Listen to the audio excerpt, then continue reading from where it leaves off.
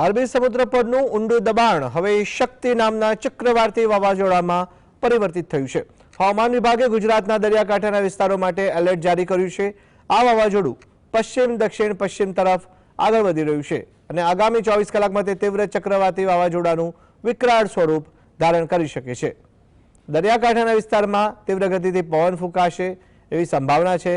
આજે પણ પવનની ગતિ તેજ રહેશે અને 6 અને 7 ઓક્ટોબર દરમિયાન ગુજરાત અને સૌરાષ્ટ્રના દરિયાકાંઠાના વિસ્તારોમાં ભારે પવન સાથે વરસાદ પડવાની સંભાવના વ્યક્ત કરાઈ છે। જૂનાગઢના માંગરોળ બંદર ઉપર 3 નંબરનું સિગ્નલ એક્ટિવેટ કરાયું છે। ગીર સોમનાથ સહિત સમગ્ર સૌરાષ્ટ્રનું વહીવટીતંત્ર સજ્જ બન્યું છે। તંત્રએ માછીમારોને 3 થી 6 ઓક્ટોબર દરમિયાન દરિયો ન ખેડવા અને ફિશિંગ માટે ગયેલી બોટોને તાત્કાલિક સલામત સ્થળે ખસેડી લેવા સૂચના આપી છે અને નાગરિકોને પણ એલર્ટ રહેવા માટે જણાવાયું છે।